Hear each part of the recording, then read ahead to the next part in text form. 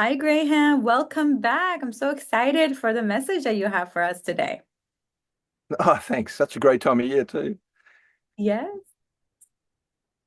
S- Summer here, so uh, you know, favorite time of year.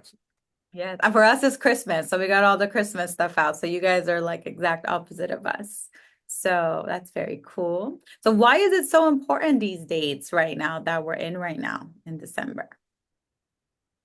Generally, this time of year, we've got the solstice, in 6 months in June, we've got the solstice there as well. And it's at the solstice where the solar system's equator crosses the galactic equator at the same time as the Earth crosses those two equators. So there's three things happening. There's the Earth arriving right at where the galactic equator and the solar system equator meet. So you could say that that is the portal point. That's the Stargate, entry and exit of the solar system. And 3 days before, on the 18th, it's basically 18th, 19th, 20, 21. On the 18th, there's a direct line up the sun and the earth, or the earth lines up. Looking through the sun, you can look straight at the galactic center. So there's a lot of astrological symbolism around that, and also people who are born with connections to the galactic center with alignments.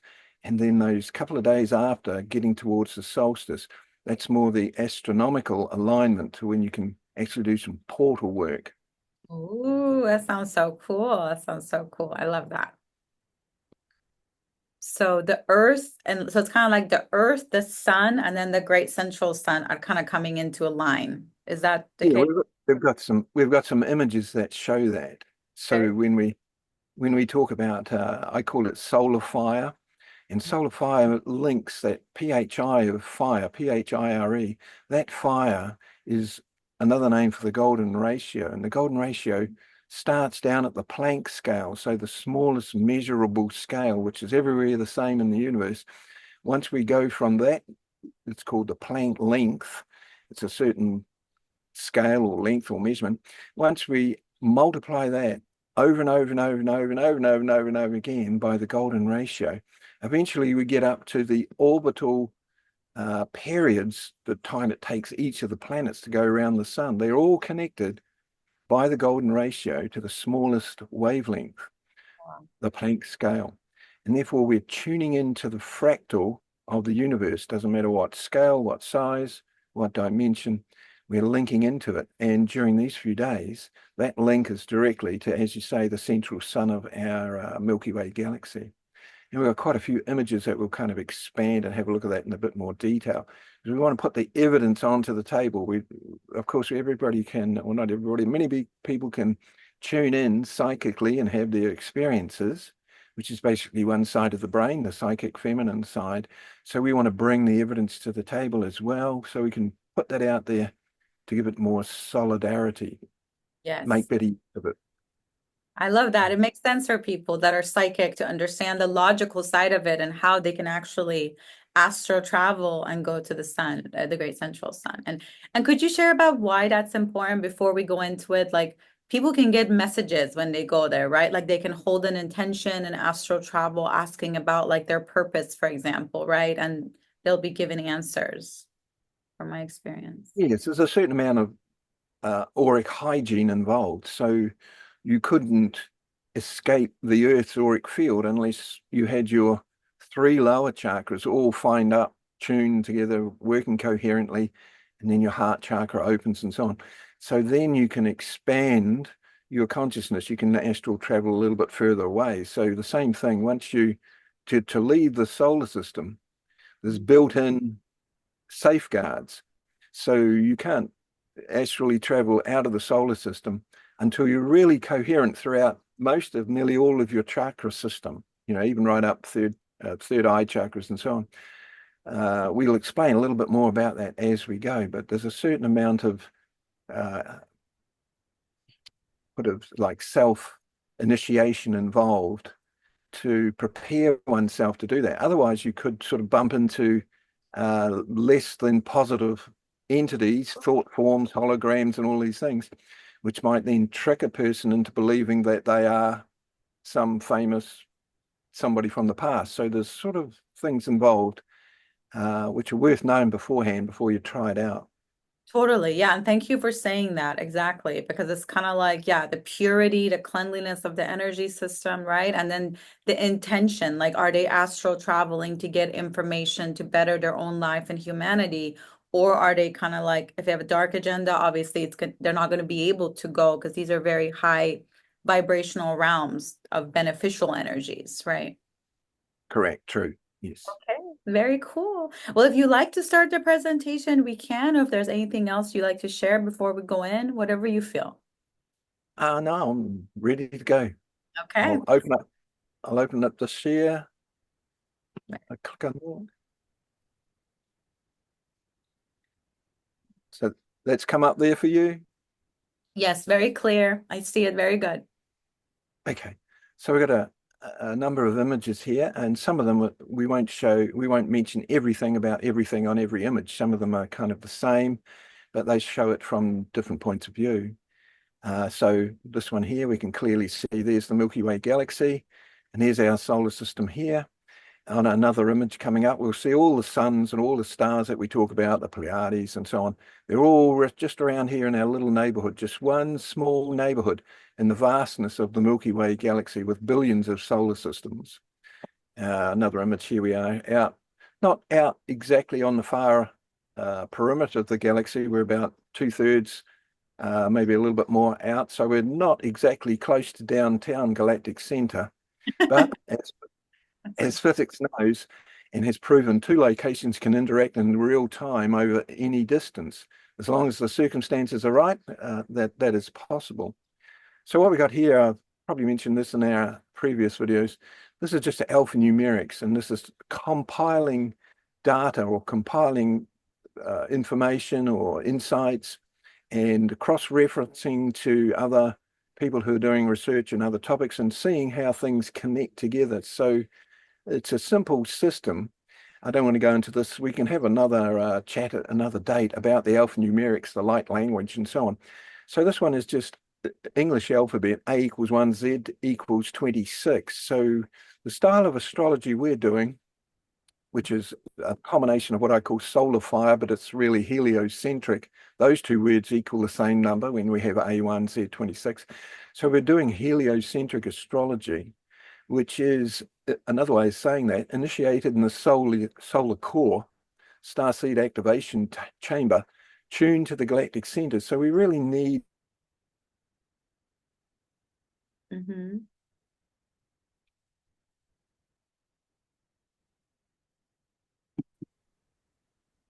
There we go. It had frozen, so I restarted the recording. So please go ahead. Yes. so by using the helio astrology here, we are tuning into the galactic center. We're actually part of the galactic community by doing that, which helps to unify the galactic society and so on and so on. So we go on down here a little bit further, applying golden fire ratio mathematics, which we're doing, enlightened co-creatorship, instantaneous signals, superlunar pulses coming from the galactic center. We've got a little bit more of that, etc., etc. So over here, alphanumeric number 222, the center of the galaxy, the spirit of Christ, grandfather eagle spirit, overseeing the galaxy, celestial civil service, galactic administration, a real galactic federation, etc., etc., etc., at the coordination hub, and so on. So we're kind of just bringing some ideas there. Different schools of thought or different cultures might have different phrases for the same thing, even though they might not know where the spirit of Christ is coming from. Yes. In a sense, now we can give it an identity by using astronomy and the alphanumerics and locating that at the galactic center here. So we just go on and interrupt when you feel to, or ask questions or input in your own way there as we go. So don't hesitate to do that. So we've got the another here. We've got the glyph of the galaxy again, the galactic center. We just magnifying this a little bit. So all the stars here, we've got the 13th sign here. We've got Lyra, where the human DNA template was basically thought into as a hologram into existence. We've got the Pleiades here. We've got Orion, which is outside further than our solar system. We've got our sun here. So everything that we look out at and see in the sky and all the astronomers name as far as stars and so on, it's basically all happening in this small neighborhood of the Milky Way. It's not including all the other, say, 80 odd percent, 90 odd percent of the Milky Way. We just don't hear about it. We don't talk about it. Not really much is known about it. Another image. This is just a modernized version of the 88 constellations that are regularly known. So, for example, there's Leo the lion. It actually looks like a lion. There's Sagittarius. He's aiming his bow and he's aiming towards the galactic center in a sense. So he's releasing his arrow towards the galactic center, which is out in that direction. Lyra there, the Eye of God. It's kind of like it's kind of like a supernova now. The original home solar system's kind of Yeah. moved on to it. Why is that called the Eye of God, that location? It's because the solar system that was there, which is where the human race, or not the human race, but the genetics of the human template initiated there in that solar system. But that was a long, long time ago, and that solar system is what they call supernovaed. And when they take photographs of it, you've probably seen it. It looks like a big eye. Yeah. So astronomers have called it the Eye of God. Oh, wow, it's beautiful. Okay, thank you so much for explaining that. Cool. Yeah. So lots of the constellation. This is a new map. HRAY, REY, drew up the map of the stars here. And it's my belief that this would be more what the adepts use as far as looking out into the constellations, where the actual groups of constellations actually look like, rather than they don't have to put an image of a bull over the constellation of Taurus, because the bull there actually looks like a bull when It you actually link looks like a ball. Exactly. so Yeah. much better for remote viewing and trying to connect to different stars and solar systems and constellations and so on, by having a map that actually looks like what it is. That's so cool. So people can go and get that somewhere. That's a really nice It, map. it's a book by HRA, REY, The Stars, A New Way to See Them. The stars and a new way to see them. Okay, I have to look that up. Very cool. I painted that on a globe, and I used to use that globe for, all sorts of remote Painted all of experimentation. those constellations on like a globe. Oh, wow. Yeah, I got a dark indigo globe and painted all those white dots and linked up all the lines. Oh my God, that's amazing. I'd love to see it. That's very cool. Very cool. I'll send you a GIF of it rotating. Yay. Um, so just another idea here. So this, I'm not sure. Don't quite know where this came from now. This was a while ago. I just sort of clipped it off Facebook. So sorry, I'm not crediting this.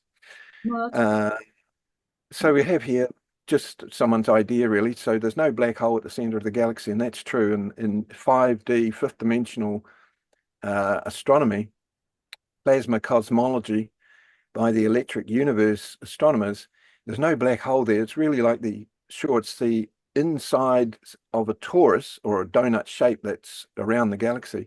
So you could say there's a hole there, but it's not really a hole. Galaxies are linked together by long currents that go through intergalactic space. We've got a couple of images as we go. And at the center there,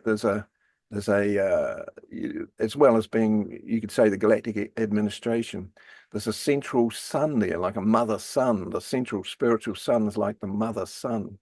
And this is just showing here some of that this person calls it a brain, like a larger version of the brain, left, right brain. And then you've got these vortices going through here, which is the inside of a big torus. And on my website and so on, we go into the golden ratio maths and the geometry and how this sustains the galaxy by having these golden ratio spirals going in and around the torus, and that keeps the galaxy functioning over long periods of time. It's how all the stars in the galaxy are attracted to it by the magnetic attraction of this vortex and so on. So here it is, the galaxy as being a conscious sentient being of colossal size, as well as the ET ultra terrestrials called the Galactic Administration towards the center there, the galaxy itself is a sentient being. Hmm. So the galaxies basically all have a soul. So they're kind of like evolved souls that have become galaxies. Is that how you would say it, or what's a good way to say that? I'm not exactly sure whether the manifestation of a galactic being is the same as saying going through the human process Mm, and on and on. So there's different orders, in different spiritual teachings. They have archangels and and uh, and so on. So some of those beings may have their own cycle of experience, not necessarily going through a human cycle. So they're going through their own learning, and they end up being the creators or facilitators of different scales, larger scales in the universe. So not something I'm that skilled at. very cool. Uh, Okay. yeah. Yeah. So now we get more into the details of what's going on during the next few days or so. So there's an image here. Mm, Uh, I've called it Solstice Stargate Opening. We're ranging here the 4 days between December 18th to the 22nd, the solstice. It depends, in my part of the world, it's a day before than say in places like Los Angeles, just that 12-hour difference, 24-hour difference there. mm, So here we've got the actual image of, here's the sun here. Here's the chart for today. I'm not expecting you to see all the details in here, but the galactic centers up here. Here's the solstice here, exactly at 12 o'clock. Like So over exact here, line between the two of them, like that. Because the way you yeah, yeah, put it on the image, right? It's kind of like that's their position right now. yeah. There's that image of the galactic center there. On the 18th or so, there's the Earth, the sun's in the middle. The Earth is down here, that green circle. So on the 18th, there's an arrow straight to the galactic center, hop, skip, and a jump there. And then as the Earth moves a few days, it goes exactly down there at 6 o'clock, looking through the sun exactly through 12 o'clock there. That's the solstice. And here's what I was saying earlier about the angle of here's the angle. This is the Earth here. Here it is at, say, the equinox. And Mm. here it is exactly here on the solstice. So the tangent or the degree difference between the galactic plane, which is the blue line there, the galactic equator, and the solar equator, with the North Pole there, that's 60 degrees. I've written 60 degrees there, going around like that. So it just so happens that 60 degrees is the exact angle. If you've got a golden ratio spiral, which is commonly seen in so many different places in artwork and so on. If you've got that spiral, say you make it out of a thread, piece of wire or something, and you wrap that golden ratio exact measurement around a cone, well, that cone has to be 60 degrees angled cone. So the golden ratio spiral is exactly the angle of the connection between the solar system and the equator of the solar system, and the galaxy, the interstellar space, and the galactic equator. So that's exactly where we were talking about earlier, the galactic brain and so on. So on a smaller scale, you could say those two spirals, golden ratio spirals, come together and meet exactly at the solstice point. Of course, it's doing that all the time, not necessarily just on December 21st, 22nd. That's the connection between the solar system and the galaxy. It's a 60-degree angle, a golden ratio angle. Perfect location for a portal point there. But it just so happens that on December 22nd and June 22nd as well, the Earth's exactly opposite, so it's lined up exactly there at that point. So those are the 2 days or a couple of days in June and a couple of days in December when the Earth arrives there. So that's important for the Earth. Other planets in the solar system arrive there on different days. December 22nd doesn't mean anything to them in that sense. Oh, I don't think it does. And so that's why the December 22nd is important for our Earth and how we connect and interact with the larger galaxy, interstellar space, stars, and so on. Over here is just an image. It just shows that the measurements from the sun. If we go out, here's the sun here.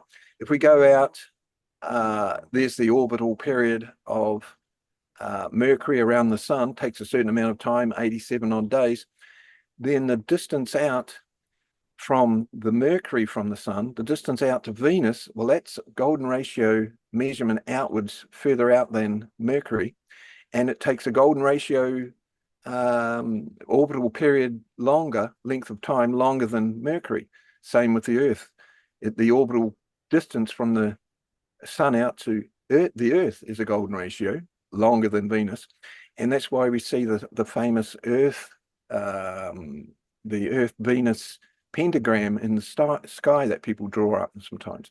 So the solar system itself, if we're moving through the sun there, moving along, you've got the planets revolving around it, over a period of time, the orbital distances around the sun of the planets is carving out space in a way, which is also creating that 60-degree cone shape in the solar system. So there's certain fractal dynamics here which link right down to earlier what I was saying about the Planck scale, the smallest measurement, which is also linked to the golden ratio. Slower than light speed, golden ratios, we get to the first element of hydrogen, faster than light speed. You can set up an experiment, put two things at two different distances and fire a beam, and under certain circumstances, the result at the distance there, that will be faster than the speed of light by a golden ratio. So you multiply the speed of light by the golden ratio, and you'll find there's evidence there of some sort of phenomena taking place. And that's the beginning of what they say there, the physicists, two locations can interact in real time over any distance. But it's actually the golden ratio harmonics faster than the speed of light. And to measurements and to our brain, we take that as instantaneous. It's going so fast. It keeps getting faster and faster. Oh, wow. Very cool. Yeah, I'll put it here. The golden ratio system is actually squeezing the plasma into the sun, and the Earth arrives there on the solstice. So the solar system is squeezing the energy, the light, or your consciousness out into the galaxy as it meets there at the galactic solar equators on December 22nd. Wow, that's very cool. So cool. And that's why the energies on those days always feel different for people that are energy sensitive. They can always feel something happening on the solstice, but I had no idea it was this that was happening, that we're in alignment and all these vortexes are basically opening up. Yeah, yeah, exactly. I mean, people get different, have different experiences due to their chakra alignment and hygiene and so on. So some people might feel a more connectedness to their family or to the friends or to nature, and the more lucid, the more coherent you are, then the more capable you would be to interacting with the interstellar realms in some way or another. Very cool. These are just basically repeating what we've already shown, just with a more sort of symbolic image. So you've got a vortex coming into our solar system from interstellar space, the maths and the geometry here, but we're probably not going into that side of it at this point. And it's a bit like, here's a slide. So imagine a slide which has a 60-degree angle there, and you're sliding down the slide. So you're getting faster as you go down the slide. Eventually that becomes superluminal. So information is coming in through that portal. Star groups like the Pleiadians and galactic federations and so on, they're surfing this wave here coming into the solar system. And of course, then they can arrive here on the planet Earth. So some of these are just more or less repeats of what we've just shown, just to show it in slightly different ways. Here is that golden ratio spiral, just looking down on top of it. Now, there's different ways of drawing the spiral, and some are more precise than others. Some are done on flat surface with a pencil drawing around, and some are actually conic, drawing around the conal. So there's, in the measurements, there's ever so slight differences, but the theme is basically the same. Here's a picture from, this comes from Wikipedia. So there's their view of what they call this kind of, it's a sheet they call it a sheet, but it's actually, you can see it's actually the spiraling going into the sun there. So that here's the orbit of, I'm not sure exactly what planet, but here's a planet out here orbiting around one of the perimeters here. And inside there'll be another orbital period here at this point, another one here, and another one out here. So the planets are orbiting around, of course, same, keeping their distances from the sun. But there is this current of flow that, call it plasma, call it gravity, call it consciousness, call it compression from the outer planets squeezing in towards the inner planets. Here it is looking straight down the throat. We've moved in front of the solar system and now looking at the sun coming towards us. And we've got the planets out at their orbital periods, distances, I should say, these white lines out here. Here's Pluto. So the golden ratio flow is going, nicking all these planets on the way around there, going into the sun. And this is portal mechanics. Wow. Wow. So cool. And so intricate. Thank you so much. Like we're putting different, basically versions of it together so we can see it from different, like, understandings. Yeah. Exactly. Just to see how it works from different sort of ways of seeing. So this one is also relevant in a way. So here we have the solar system with the planets similar going here. The distances out based on the decagon, and which is based on the golden ratio. Radius is out here. Then we see over here this image again, and then we've got here what we call a Tesla coil. And this Tesla coil, well, the solar system and the dynamics of the golden ratio, the SolarPhire, creates a huge solar scale Tesla coil. And over here, for a little bit more fun side of it, now we know that, well, you can look online, search this out, but the joints, finger joints, arm, elbow joints, these are based around the golden ratio commonly. And therefore, our hands and our arms are basically golden ratio lengths. And when you have like two dancers here, where the two spirals get smaller and smaller to elbow, to hand, to joint, to little finger joints. So we have two hands holding here. They create that vortex, those two vortices coming together and meeting there. And it's at that meeting point where everything happens. It's a Stargate, but for these two here, it's their moment of bliss. It's where they connect. It's where they can do things which are generally thought impossible. You know, they're doing this dance here. Yes, because they're kind of connecting their energies into that vortex, and then they're doing something that's high vibration, which is an activity they like, and then it kind of connects them, you're saying. I had no idea that hands had that same ratio. Yes, commonly known. Google search, you'll see many images mapping that out. So for them, it's the highlight of bliss, you know, their moment, and they can do extraordinary things that seem sort of, oh, how could they possibly do that? So it works with like Tantra's another way, you know, the same thing there. Very cool. Very cool. So we're just sort of connecting up some of these dots about how the galaxy and so on interacts with humans and with Earth. So here it is. We've got the map of the stars in the background, and then we've got the galactic equator running through the Earth there. And it sort of runs through at around about 30 degrees or 29 degrees south, not far from the Tropic of Capricorn. If you're in a place like Easter Island, then you more or less look above your head and you'll be looking at the galactic equator. Carrying on. So a little bit about SolarPhire and astrogenetics. So we know the evidence is out there that the solar system is almost completely built around the golden ratio or the golden mean.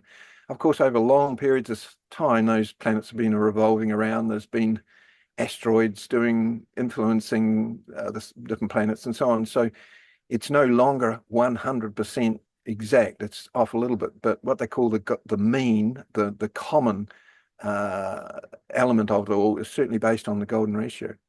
So here's what they call the bDNA. There's 3 or 4. There's A, B, C, D DNAs, but the bDNA is the most common one. And notably about the bDNA, this is where this is captured from a science article. The bDNA is where the genetic information is stored. So it looks like a decagon there, 10 nodes there. So over here, we've got the Stargate from the movie Stargate. It's a decagon.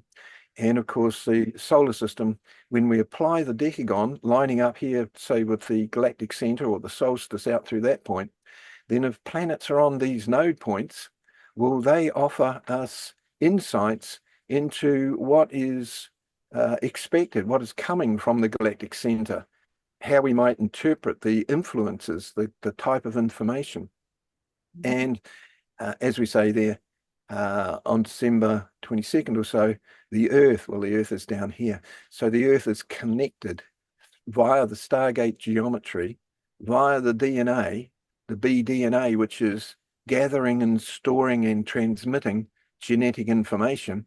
We call it SolarPhire Astrogenetics in the style of astrology we do. Wow. To the Egyptians, it was the Amente, the Hall of Records, the Akashic Records. You can flip the letters around for a Amente, and you get IM10, which is a decagon. So some of these things are just simple.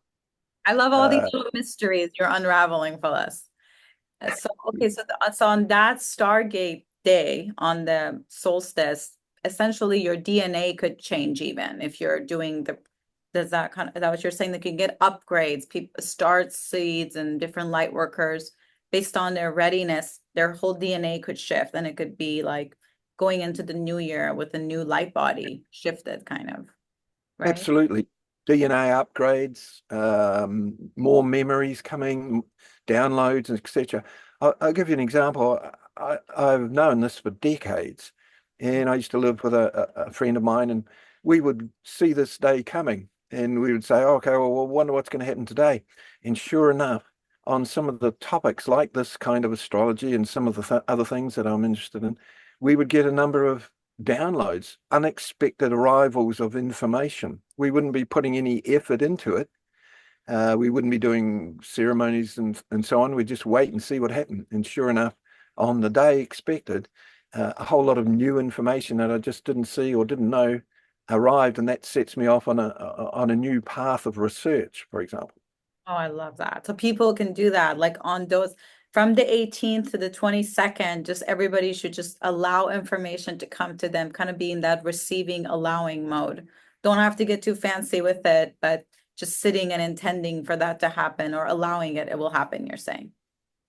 Absolutely. If you're tuned in enough, if you're coherent enough in your auric field and chakras and so on, especially if you're out in nature or going to one of the Earth ley line grid points, that's where the information, it comes first. It interacts with the Earth grid points as a kind of like a gravity of magnetic influence there, which is attracting the information into the Earth ley lines first. So if we're there on the lines, on the grid points, power points, then we get a direct hit of a direct download. That's awesome. Love that. So we've basically covered most of this. I'm just drawing some pictures up here. Here's the solar system again, golden ratio heading into the decagon, going through a Stargate.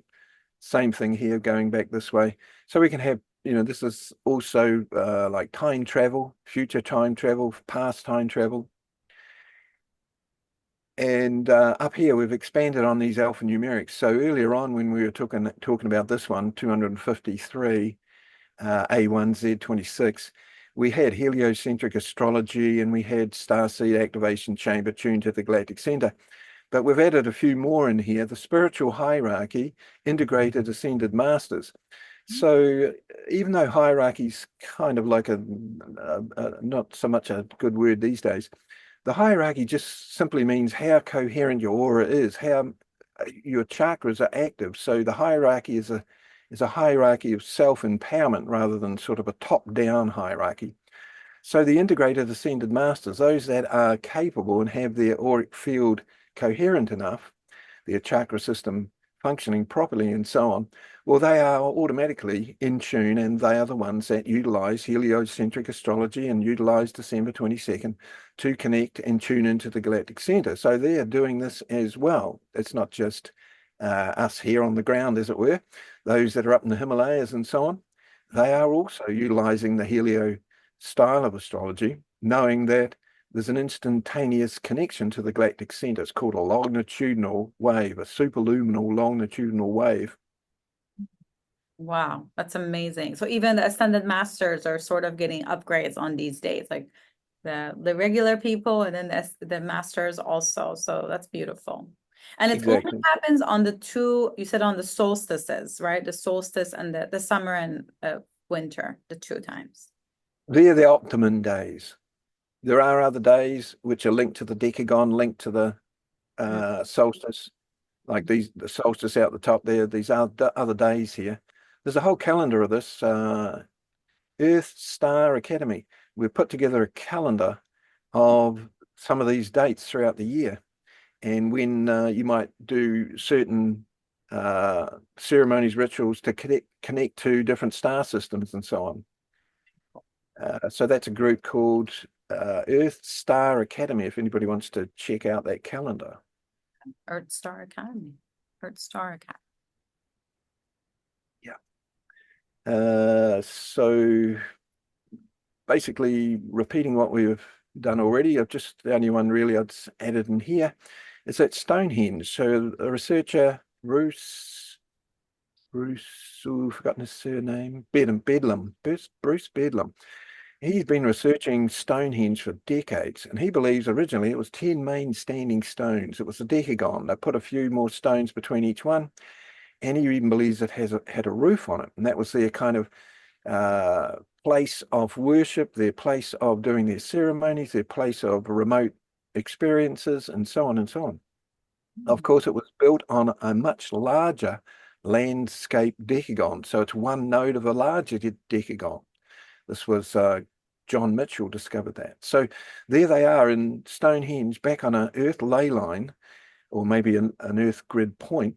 They built a stone circle. They used to hit those stones. They rang like tuning forks, and they were then, as well as Stonehenge being a decagon, the landscape that they were living on, there were other decagon nodes as well, and they were also sacred sites. So they were tuning in to the fractality that links right through the universe. We were mentioning the Planck scale, the solar system based on the golden ratio and the decagon of the DNA and so on. So they knew this back in the past, and they were putting it to use. They understood these principles. Wow. Very cool. Very cool. What else have we got? Oh, this one. For some reason, this one was a smaller image. I see if I can make it a bit larger. Yeah, maybe the Zoom or something, like the Zoom. I've lost my it's a bit to get to it, I think. Hear me? Yeah, perfect. Yeah, perfect. Oh, so similar thing again here. Another way of seeing it, just as a symbolic Wow. approach here. So we remember these lamps. You had the Mhm. hub, and then all its fibers come out, and there's a little star on the end of them. So think of each star there as a solar system. So they're all linked to the galactic center, and the fiber optic light that's coming to each of them, two locations interact in real time over any distance, a superluminal longitudinal wave, like a it's like a domino effect, but it's happening at golden ratio speeds past the speed of light, more or less instantaneous. So it's just to show here that our solar system is always being fed. It's connected to the mother of the center of the galaxy there. This is what keeps our solar system alive, keeps it spinning, etc., etc. So it's always there. It's an ongoing thing. So it's kind of like a galactic sun, feminine sort of energy, and it's kind of like feeding into all these different stars, essentially. And but it's like it's like the life force you said of the center of the Yeah, galaxy. exactly. If we go back far enough in time, Yeah. the original sun was at the galactic center there, and it grew and expanded and had kids, and you end up with a galaxy of billions of suns eventually. Oh, Of, of course, there's all the the astrophysics around how that's happened over long periods of time. So I'm just summing it up there in a couple of sentences. that's so cool. That could be another presentation one day talking about the origin of the universe, and how it's come to be. That could be very cool. Probably do have a few comments to make about that. Mm. So over here, we've got, I just mentioned what we're looking at here. So here's looking at the Galactic Centre. Here's another image of it, and we can see the current, the two weaving threads like Kundalini going up through the Galactic Centre. Here's an image of it here. Each one of these sort of circles here is a galaxy. So linking galaxies over through intergalactic space. That's part of 5D, fifth dimensional astronomy by the Electric Universe astronomers. They're mapping this, they're modeling it.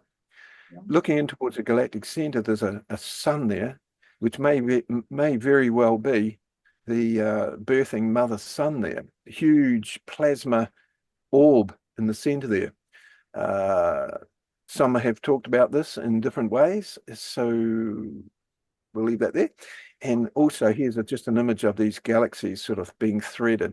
The Milky Way's threaded to other galaxies in our local galactic cluster going through the center there. Kind of looks like chakras. Like it kind of looks Exactly. like a line, yeah. Exactly. Chakras at a galactic scale or larger than galactic scale.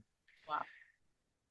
And then we have the sort of chakra side of this, where we have the 7 chakras, and then we have extended chakras, and eventually awakening these chakras, we begin to interact with local star family and Pleiades and so on. And then eventually we can link to the galactic center.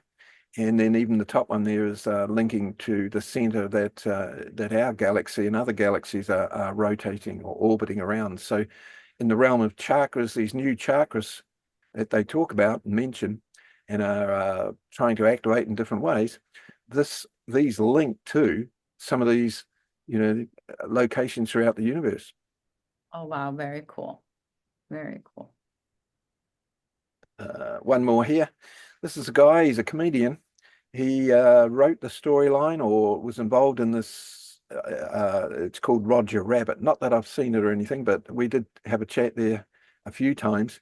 And he's interested in astronomy. So what he did was when gamma rays, so gamma rays, I think, are the highest sources of radiation or information known to astronomy. So what he did was he plotted the points, the directions of where they were coming from. So he had one there and one, this is astronomy, they keep track of where they come from. One there, one there, one there, and so on at these points. And then he realized that the distances between these are based on the measurements of the golden ratio. So that means that the gamma rays and the information and however they are being ignited, the understanding there is that they are part of the fractal universe, and it's informing us, giving us a better understanding of how we can see the connection, the fractality, from large scales like this down to smaller scales like our biology, our DNA. Wow. And so, That is so cool. moving on to the next one, we're just sort of fine-tuning it now. And here we have another image.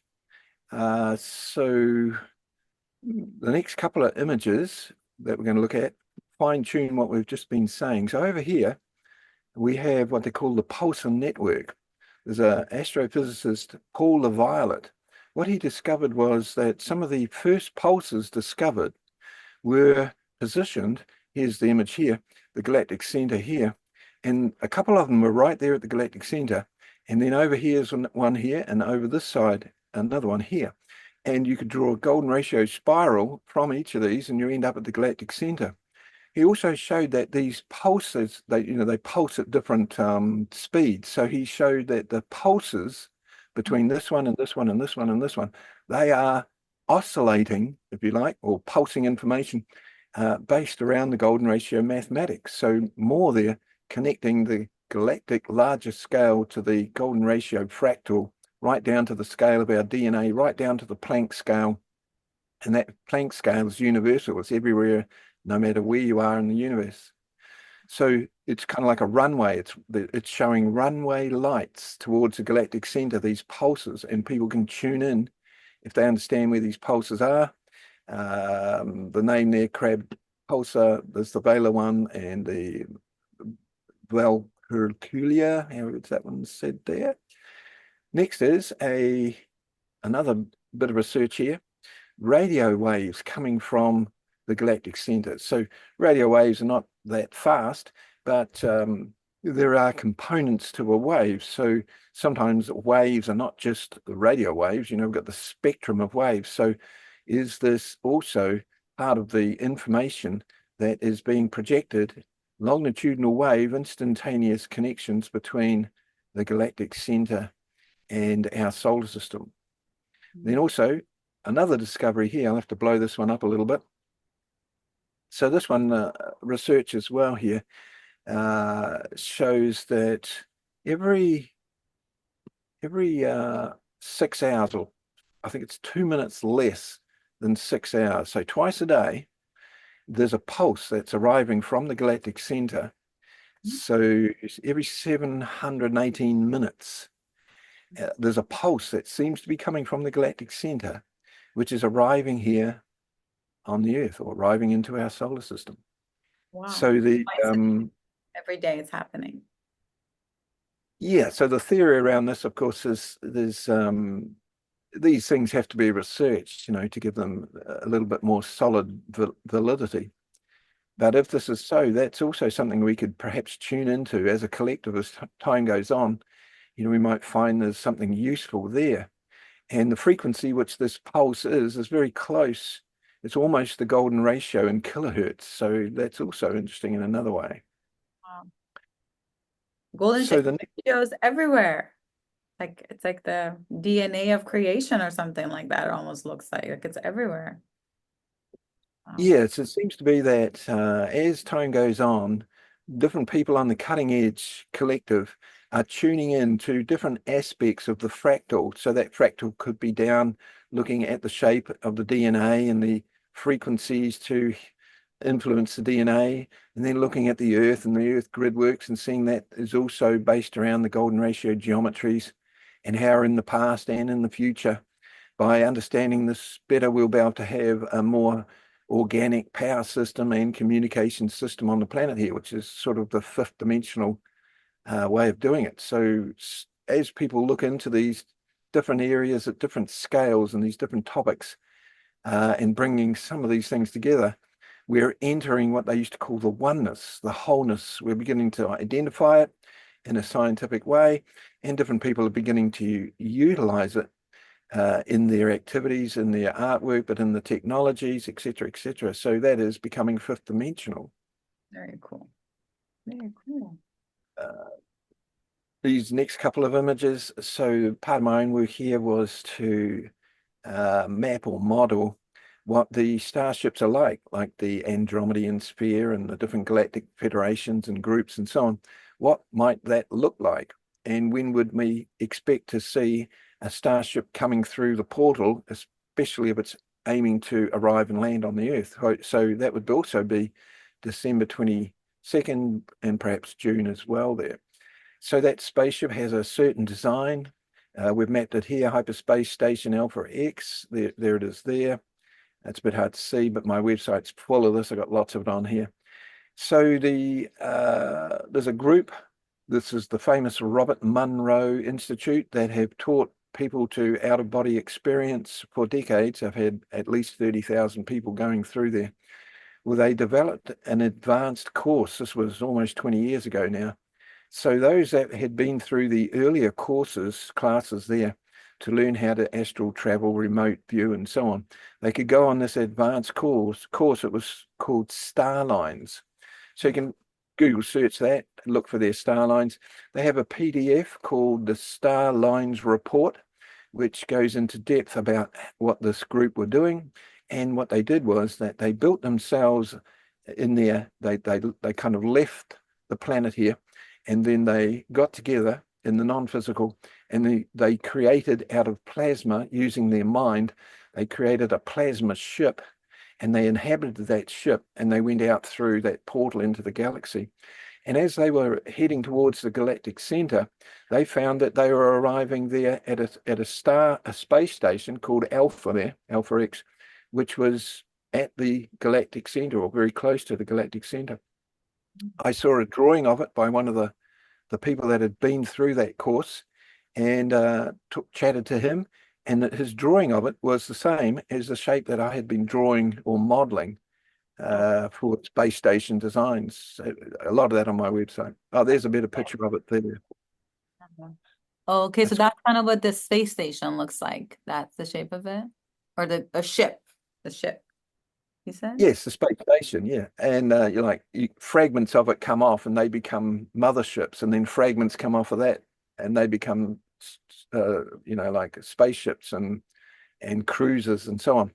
The beauty of it is everything I've done here on this geometry to model this, it's all based on the golden ratio. Everything in it is based on golden ratio edge lengths and volumes, and the whole thing can compress inside each other right down through the golden ratio, right down to the scale of the Planck, and then zoom through a portal, head instantaneously elsewhere, and then unpack itself, golden ratio at the destination, unpack itself back into the starship shape again. Wow. So it's all done very precisely using the known superluminal or the metaphysics of how you would sort of accomplish such a feat like that. Very cool. So I think we've covered most of this. We've talked about the spiritual hierarchy tuned to the galactic center and so on and so on. So I think we've almost come to the end now. Just a couple more here. So in the past, on the tree of life, here it is here, each one of these spheres represents a different dimension or different chakra. We've got the bottom three chakras down here. We've got the sun, the heart here. It's called Tiphareth in their culture. And we've got the higher realms up here. We've got the entrance or exit out of the solar system. And over here, we've got what they call the sphere of celestial stars. It's called Kopma. And there's the major tarot cards link up these realms of consciousness. Well, the tarot card that links the solar system, the sun in the center here, to the galaxy and the galactic center here, this in the tree of life is called the path of the emperor. Now, of course, there's lots of ideas of what the emperor is and, a leader or whatever it is. So there's lots of ideas around that. But the path itself, which links our solar system to the galactic center, is called the path of the emperor. If we go back over here and look at our alphanumerics again, A1Z26, the center of the galaxy, Central Galactic Point, Celestial Civil Service, Galactic Administration, and so on. But also on number 222, we have the path of the emperor, and we even have the name, the Tiphareth, the center there, the sun, into Kopma, which is this one, integrated overview avatar of synthesis. So they knew this in the past. Some of those that were working with the tree of life and that were coherent, the ascended masters or the ascended adepts and so on, this was one of their templates that they utilized. Wow. So here it is on a map.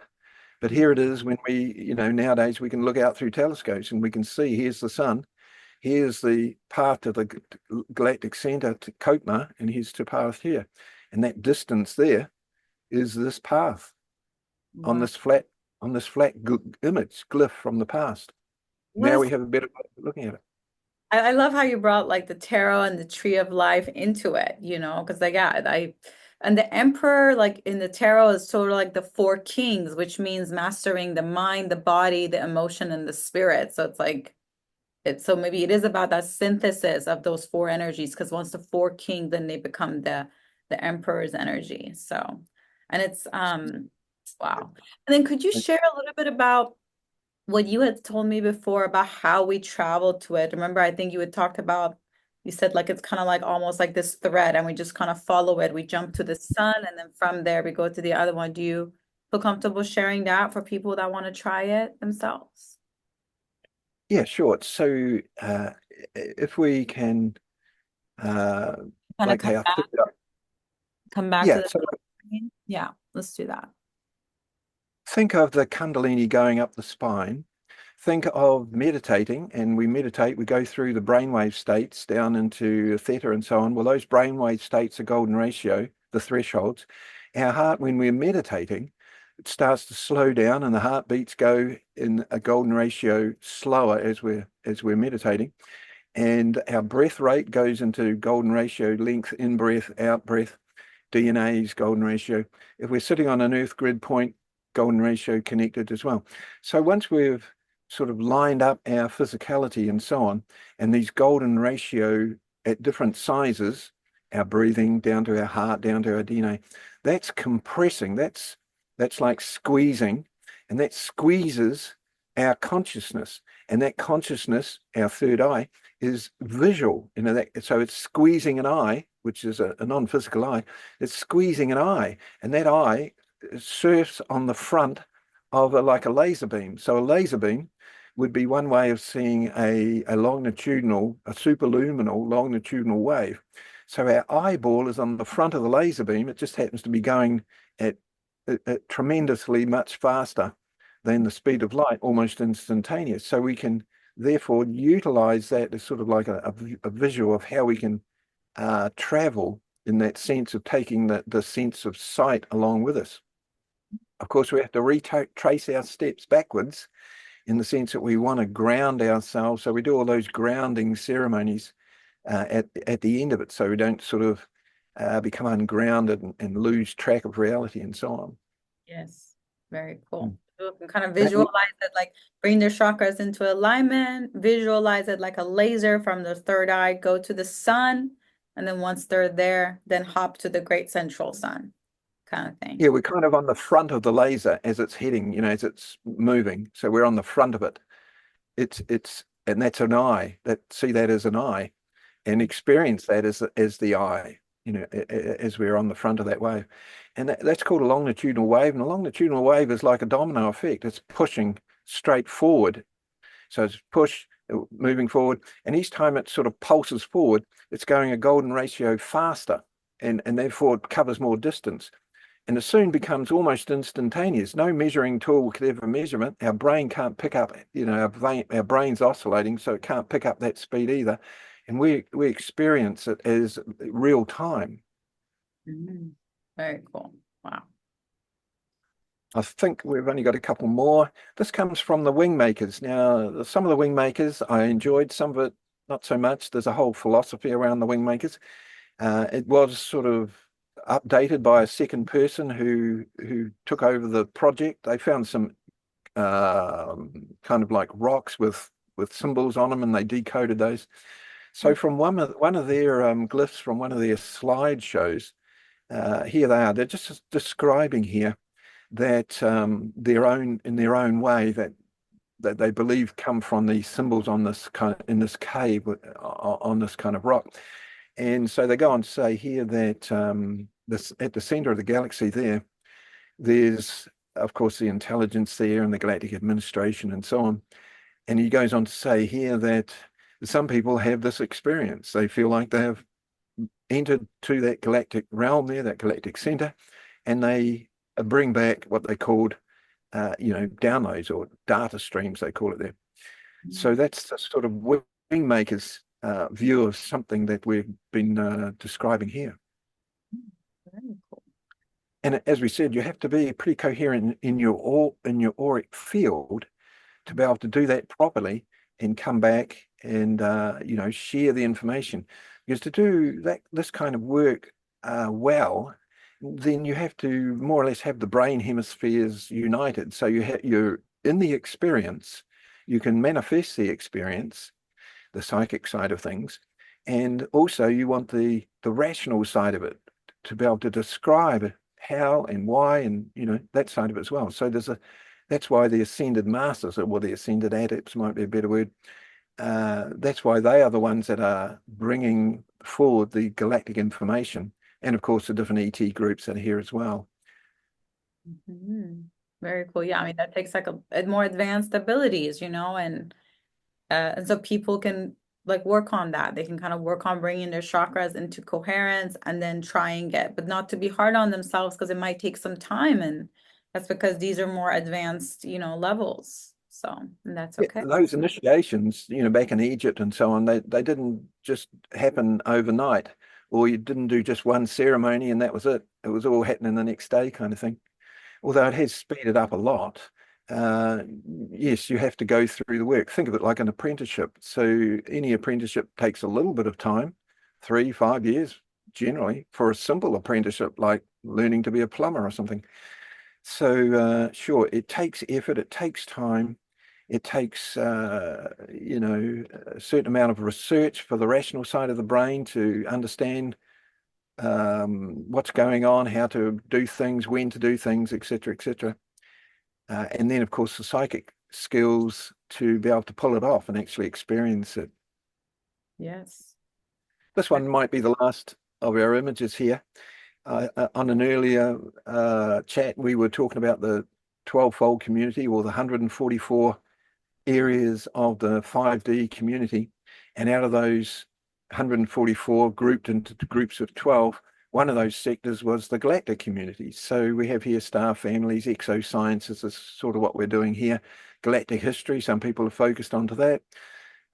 Some true Earth history, what was going on back in the past with the different ET groups, the invitation protocols about inviting ET groups to land and actually set up perhaps teaching facilities, some of these things. So most people that are watching this might have interests or even be involved in some of these areas of activity. One of the new unfolding 5D approach to not so much government, but self-governing or self-interacting with large groups of people.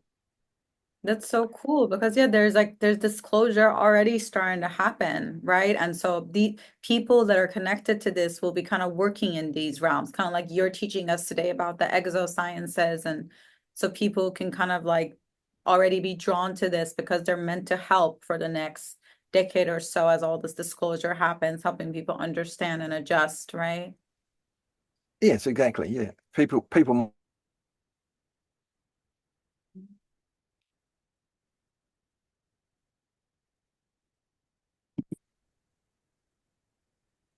yeah, so some people are focused on disclosure, Stephen Greer and co. Others are more interested in remembering, like they're trying to access their memories from different experiences in different star systems, Pleiades, Arcturus, and so on. Other people are thinking, well, how do we invite an ET group to land here? And what do we want to do? How do we keep our sovereignty and so on within that dynamic? Some people are more interested in the ETs around the planet in the past and what they were doing. So different people might feel attuned to different aspects of this approach here. Yes, very cool. I love that. It's so exciting. And there's been so many sightings lately, right? Like there seems like they're seeing objects in the sky and they've been like talking about it like on the internet, like the government's kind of releasing some information, right? So, yeah, No doubt it's going to be ongoing from now on into the next decade. Yeah, that's right. very So I cool. think we're finished now. Okay. Uh, I'd just like to finish with this one, just in the sense that I draw famous people's charts up just to see, the three of the Beatles are connected to the Galactic Centre by their birth dates. Wow. So I just happened to do this one as Elizabeth Warren, the Democrat there. Well, she's born exactly lined up to the solstice. So, interesting like that. You can look at famous people and what they're doing and what they've done in the past Mm, and get a bit of an insight of why they are positioned within the matrix. They're like in the matrix, they're mm, in there working, and they don't know perhaps that they're connected to the stellar realms or star seeds. They're not meant to, otherwise they wouldn't want to go there probably. But they're within the matrix, trying to turn that matrix into the fifth dimensional reality in their own way. So there's a yeah. lot of people out there that are doing that. They don't know exactly why they're doing what they're doing. They have purity of intent and they're doing it and they're in the matrix, but they're actually there to dissolve or to transform the matrix. Wow. That's so cool, and it makes sense because she's such a powerful speaker. I love the way she speaks. So it's like if she's in that alignment, she's getting all this energy from the Galactic Center without even knowing. So true, so true. I wish she was the president. Yeah, she's a beautiful, like feminine presence, and she really cares about humanity. Maybe the next time we're gonna have a female president. That would be nice. Yes. Very cool. So are these the end of the presentation so we can close this and kind of do a wrap-up discussion and stuff? Yeah, I think we've gone for long enough. We're just over an hour, so not so long this time. It's probably a bit more uh the right kind of length. Yes. Yes. Very cool. So do you want to just close out of the presentation real quick? Just kind of close this part out or the sharing component? Yeah, let's Like to, yeah. Mm, perfect. I'm so excited that we got a chance to do this video. I had put it in my calendar that you had told me that the 18th was like an important date. So then I was like, okay, I got to talk to Graham. And then, so thank you for your generosity and going into it in detail. So people basically like, so from the 18th to the 22nd, people just be open to getting downloads. And then if they want to actually travel to the great central sun and they feel they're ready, pure enough and integrated and grounded enough, then they can sit and meditate, kind of bring their energy into the third eye, see themselves in front of a laser, and then just hold the intention to just go to our sun first. Once yes, yeah. they arrive there, once they arrive there, they'll see some things. Right? Yeah, I they'll get saw some solar beams when I went there. that's right. They'll get instructions in real time. So, Even if they don't know they're getting instructed, they'll something will happen and they'll sort of perhaps follow that. So it might be different than what they expected, but mhm, a real time instruction very uh, more than likely happens there. Very cool. Well, I'm so excited for everybody to try it, and I'm so glad we got this recorded so people can watch it, all the years to come. Because so it's going to happen on these portal dates, but today we're working with the this solstice energy, obviously, and so yeah, Yeah, yeah.